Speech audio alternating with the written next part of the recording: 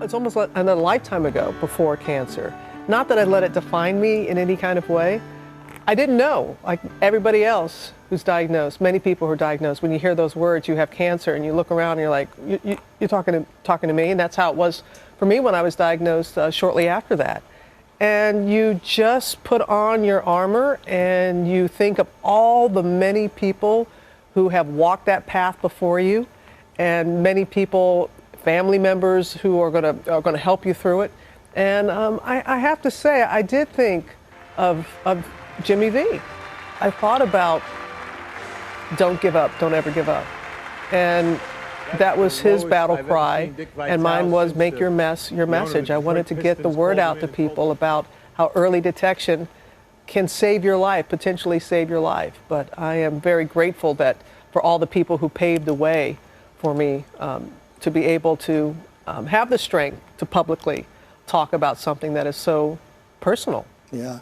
I remember, Robin, seeing you in July of 2008 again. And this time it was in LA, and it was on the red carpet at the ESPYs.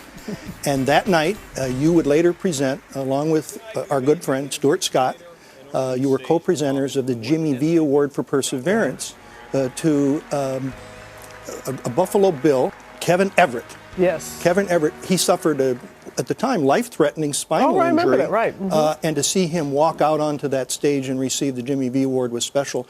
But it was even more special to see you and Stuart on the stage, because you had just come back from your breast cancer battle. Mm-hmm. He had just come back from a battle of cancer. He had a routine appendectomy, so they thought, and they found cancer in that appendix that they removed. Mm-hmm. What was that like, Robin, being on that stage with Stuart? I remember it very well, Ray, walking out there with Stu, and we were both so happy to be together. It's something about talking to someone who's been through it like you have, and we had this incredible bond until the very end, and it meant a lot to us to present that award to Kevin, and that it bared Jimmy V's name, having gone what we had gone through. And I remember the first ESPYs, and Jim Valvano getting out there and that memorable speech. And I was the next one on the stage. I was the next person on the stage, a little known fact, after Jimmy V made accepted his award and made his statement. And I remember, being in the wings and watching it and never knowing that I would be one of those people that he said, when forming the foundation that night and announcing the foundation and saying, it may save somebody's life, it may save someone you love. I had no idea that the foundation would potentially save my life. You don't know those things when you're experiencing it. So to be, the ESPYs is very special to me for that reason, and for being there that night with Stu, and then to later be there when he won his award.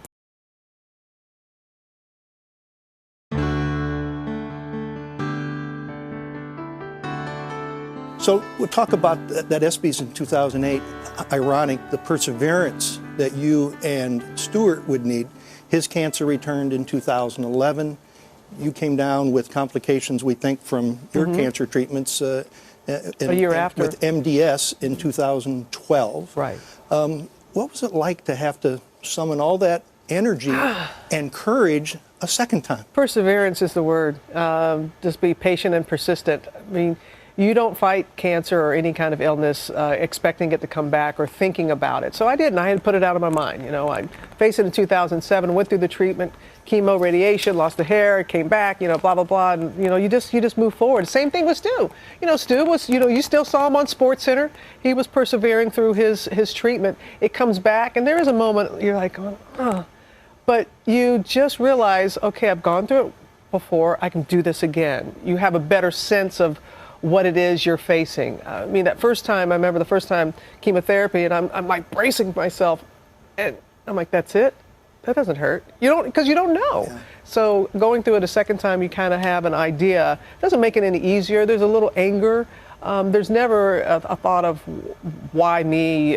No one is deserving of that, of a second diagnosis or any diagnosis. But you just think of all the many, many people who are in the same situation that you are, and You just do whatever you have to do to keep moving forward. As the great Pat Summitt, she told me, left foot, right foot, breathe. You just, left foot, right foot, breathe. You just keep moving forward. So February 20th, 2013, it's a special day. That's the day you came back to Good Morning America after that run with MDS.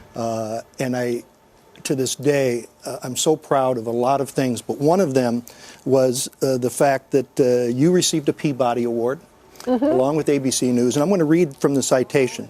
It was for allowing ABC to document and build a public service campaign around your battle with a rare disease, and for inspiring hundreds of potential bone marrow donors to register, as well as heightening awareness of the need for more donors.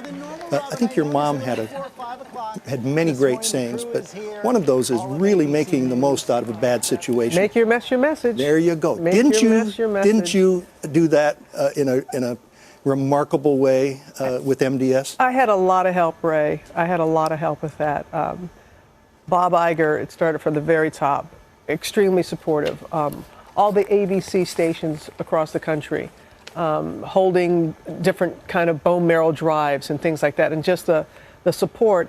And I didn't want to be so public, and it was my dear mom. And first of all, when I was diagnosed with breast cancer and I didn't want to say anything, she said, make your mess your message. And I was like, okay, the message is early detection. When I was diagnosed with MDS, which I had never heard of before I was diagnosed, I'm like, well, what's the message here?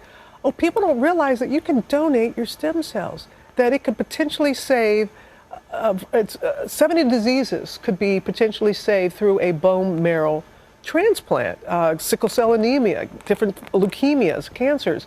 And so my message was to let people know how it's just swabbing. And my alma mater, my beloved alma mater, Southeastern Louisiana, the Lions, they did a swabbing for Robin, where they had the athletes. I know, it was great. And registering a lot of people. So my sister, Sally Ann, who, thank the good Lord, was a perfect donor, perfect match, has really been on a crusade of going around the country and letting people know what it takes to be a donor and encouraging people to do that. So it's been wonderful that we've been able to increase the registries.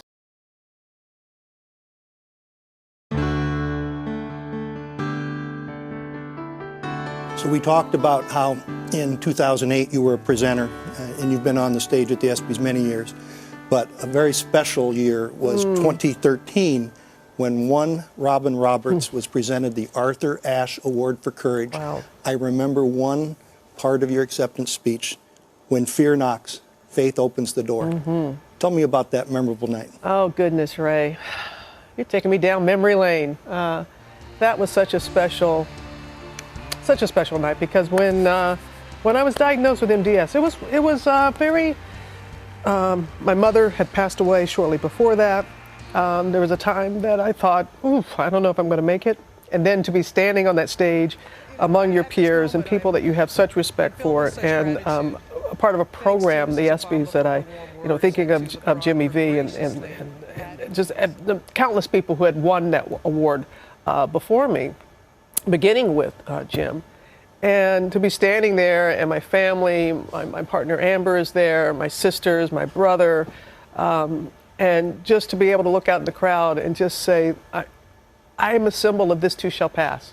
I'm a symbol of whatever it is that you're going through, just keep moving. And I was just so grateful, because Arthur Ashe was a very dear friend, and to be seen as worthy of having an award with his name on it, and then with the connection with Jim. As you can tell, it's still a moment. Yeah. It's still a moment that touches me, but these are tears of joy and gratitude. Just very grateful. And then the very next year, 2014, you and I were together again. Yes. We expressed our shared concern for Stuart Scott and how he was doing. But he got on that stage, made his own remarkable speech as he accepted the Jimmy V Award for Perseverance. I'm getting chills all over again. I mean, when you think about that, and we were, I'd always see you and your son on the red carpet, waving to you and spending some time with you, Ray. And to be there and to see Stu, and we both knew that he wasn't doing well. He had just been released from the hospital. That the ESPN had contacted me, and they said, you may have to accept on his behalf. We're not sure, but you know what? He got there. He got there, and boy, did he make. that speech of his and the way he said all the things that he did, and his daughter going up there without her shoes on and hugging, and the way he spoke to us in a way that only Stu could. And to relatively shortly thereafter, much like Jim, after he won his award, to pass away, which was wasn't expecting it, even though we knew he had a difficult road ahead of him. We just were very shocked and, of course, saddened by his passing. But boy, what a night. Boy, did he, I mean, the way he stood up there, and I saw him backstage, and when you would hug him, he was so frail, but the strength that he had that night, because he wanted to send a message to the rest of us, and boy, he did. I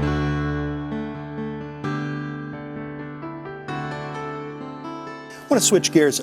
We have a mutual friend, quite a passionate young man by the name of Dick Vitale. I love Dickie V. Awesome, baby! Awesome, baby. You're going to be honored on May 13th as one of his special honorees at his annual gala in Sarasota, Florida. You're joining Urban Meyer and Bo Ryan, two terrific coaches. How special is that going to be? A lot of fun. You see how I'm smiling? Yeah. Dickie V is the man. I'm telling you. And, you know, the relationship that he had with Jim and the way he has raised so much money. But it's not just that. It's the attention. It's his passion, his continued commitment. And when he reached out to me and said that I was going to be one of the award recipients, oh my goodness, I cannot wait just to be in his presence again, and had the joy of working with him. It's Hall of Fame. His list of honorees, it's a Hall of Fame. I'm not worthy, baby, but I mean, he is a primetime player, that Dick Vitale, and he is wonderful. So he's a Hall of Famer. Yes, he is. It's only fair to point out to Dick, as I'm sure he's aware, that Robin was inducted into the Women's Basketball Hall of Fame in 2012. And I read the citation that was presented to you for contributions to and impact on the game of women's basketball through both her play and her broadcasting work. That means a lot to me. I always wanted to get in as a player. You know, I'm an athlete at heart, but it means a lot. Dick always wanted to get in as a coach, and that didn't work out so good either. So I would say you guys are even on that respect. You know, but we're both doing okay, Ray. We're both doing okay. The things didn't work out quite like we thought, but that's a reminder that Dick and I, we had these great dreams of, he being coach, myself being a player. But your dreams may not quite look like you think they are, even though when they come true. I think about how I wanted to originally be a tennis player. That was my love. And I would dream about being there at Wimbledon. And I did make it to Wimbledon, but not with a tennis racket in my hand, with a microphone in my hand. And I got to tell you, all these lessons that I learned through playing athletics, through playing sports, helped me in my battle with cancer. Helped me know that my doctors were my coaches, and I had a game plan, and my opponent was cancer, and I don't like to lose. You don't like to lose either. And I'm just so grateful for all those life lessons. But Dick Vitale and I are we will be the first to tell you, we're two of the luckiest people in the world. We are so lucky to be doing the things that we love and the people that we meet, and Dick is an absolute inspiration, and I am just so honored to be recognized by him.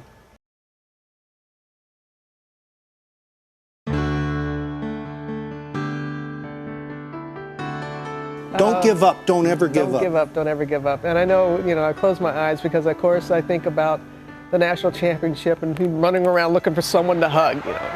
NC State was not supposed to win that championship, and to see him. And also a little known fact.